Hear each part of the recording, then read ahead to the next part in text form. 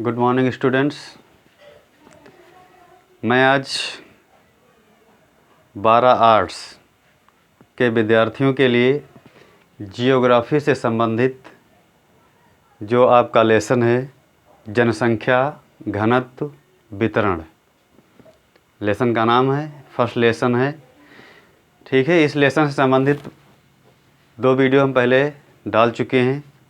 आज हम आपको बताएंगे भारत में जनसंख्या घनत्व की क्या स्थिति है। जनसंख्या के घनत्व के दृष्टिकोण से भारत में कौन से वे क्षेत्र हैं जहां पर जनसंख्या का घनत्व अधिक पाया जाता है, कौन से ऐसे क्षेत्र हैं जहां पर जनसंख्या का घनत्व मीडियम है, और कौन से ऐसे क्षेत्र हैं जहां पर बहुत ही निम्न जनसंख्या घनत्व पाया जाता है। तो भारत में जनसंख्या के घनत्व के दृष्टिकोण से, ठीक है, 3 भागों में हम बांट सकते हैं। ठीक है, पहला क्या है आपका अधिक जनसंख्या घनत्व, यानी ऐसे क्षेत्र जहां पर जनसंख्या का घनत्व बहुत ही अधिक है। ठीक है, इसको हमने इस इंडेक्स के माध्यम से भारत के मानचित्र में दिखाया है। ठीक है, फिर दूसरा क्या है मध्यम जनसंख्या घनत्व, यानी ऐसे क्षेत्र भारत के जहाँ पर मध्यम, यानी ना बहुत ज़्यादा या ना बहुत कम। ठीक है, ना बहुत ज़्यादा जनसंख्या का घनत्व है और ना ही बहुत कम है। ठीक है, ऐसे क्षेत्र को हम क्या कहेंगे, मध्यम जनसंख्या घनत्व वाले क्षेत्र या भूभाग। इसके लिए हमने इस इंडेक्स को चुना है, ये यहाँ पे देखिए। ठीक है, फिर है निम्न जनसंख्या घनत्व, अर्थात भारत के वह हिस्से, भारत के वह क्षेत्र जहाँ पर जनसंख्या का घनत्व बहुत ही निम्न है, बहुत विरल अवस्था में लोग बसे हुए हैं। ठीक है, ऐसे जनसंख्या घनत्व वाले क्षेत्र को निम्न जनसंख्या घनत्व वाला क्षेत्र कहते हैं। तो भारत को मुख्य रूप से अगर देखा जाए तो 3 जनसंख्या घनत्व वाले क्षेत्रों में बांट सकते हैं। पहला हमने बताया अधिक जनसंख्या घनत्व वाले क्षेत्र या भूभाग, दूसरा क्या है मध्यम जनसंख्या घनत्व वाले क्षेत्र या भूभाग, और तीसरा क्या है निम्न जनसंख्या घनत्व वाले क्षेत्र या भूभाग।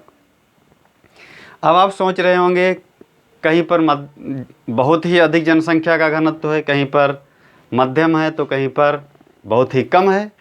ठीक है, ऐसा क्यों हो रहा है? ऐसा इसलिए होता है क्योंकि जनसंख्या के घनत्व और जनसंख्या के वितरण को प्रभावित करने के लिए कई कारक उत्तरदायी होते हैं।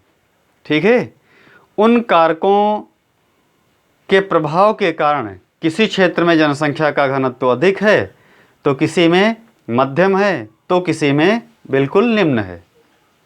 ठीक है, कुछ ऐसे कारक होते हैं, अगर जैसे अच्छी मिट्टी का होना, अच्छे यातायात साधनों का होना, अच्छी जलवायु होना, अच्छी वर्षा होना, शांति और सुरक्षा, उद्योग धंधे, शिक्षा, चिकित्सा आदि की सुविधाएं।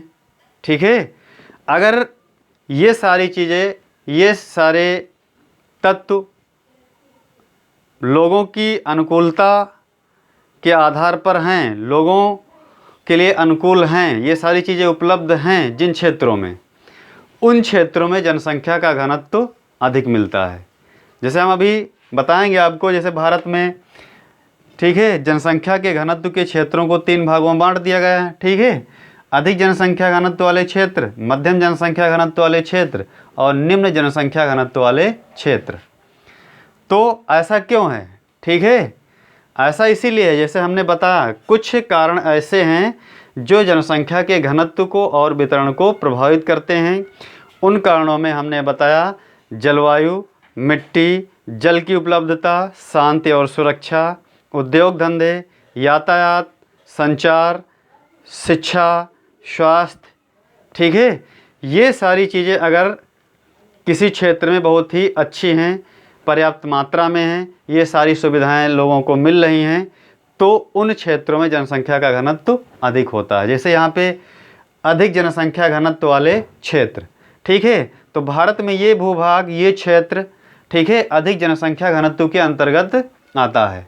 ठीक है, इसके अंतर्गत मुख्य रूप से पंजाब है, हरियाणा है, उत्तर प्रदेश है, बिहार है, झारखंड है, ठीक है, पश्चिम बंगाल है, उत्तरी मध्य प्रदेश है ना। तो ये हमारे देश के ऐसे राज्य हैं जहाँ का जनसंख्या घनत्व बहुत ही ज़्यादा है। ऐसा क्यों? ऐसा इसलिए क्योंकि इन सभी राज्यों में सभी अनुकूल दशाएं लोगों के लिए पाई जाती हैं, इस वजह से यहाँ पर जनसंख्या का घनत्व अधिक है। दूसरा क्या है आपका? मध्यम जनसंख्या घनत्व वाले क्षेत्र या भूभाग। ये है आपका दक्षिण का पठार। ठीक है, तो उत्तर का जो विशाल मैदान है जहाँ पे जनसंख्या का घनत्व अधिक है, उसकी अपेक्षा दक्षिण के पठारी भूभाग में सुविधाएं कुछ कम हैं। वहाँ पे ऊबड़ खाबड़ भूमि है, ठीक है, जलवायु उष्ण है ना, और कृषि करने योग्य भूमि का एक प्रकार से अभाव या कमी है ना। तो इन अव्यवस्थाओं के कारण यहाँ पर जनसंख्या का घनत्व मध्यम है, ठीक है, बहुत ज़्यादा नहीं है।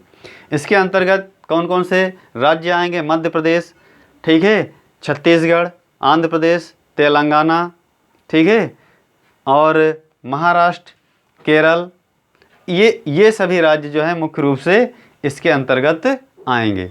ठीक है, मध्यम जनसंख्या घनत्व वाले क्षेत्रों के अंतर्गत। फिर है निम्न जनसंख्या घनत्व। ठीक है, निम्न जनसंख्या कहाँ पे है?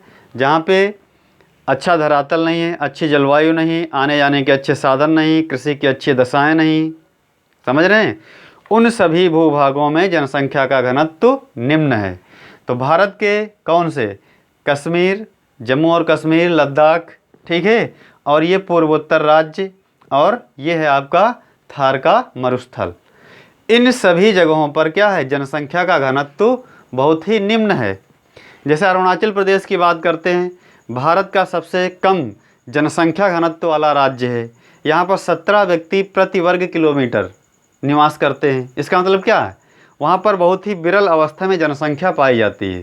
तो इसी प्रकार से जम्मू और कश्मीर, लद्दाख और पूर्वोत्तर राज्य, ठीक है, पूर्वोत्तर राज्यों में आपका अरुणाचल प्रदेश, ठीक है, नागालैंड, मणिपुर, मिजोरम, त्रिपुरा, ठीक है, मेघालय, सिक्किम, ये सभी राज्य आ जाते हैं जहाँ पे जनसंख्या का घनत्व बिल्कुल निम्न है। और इसके साथ साथ आपका राजस्थान भी इसके अंतर्गत आता है। मैं इसी बात के साथ अपनी बात को बंद करता हूँ, बाकी अगले वीडियो में।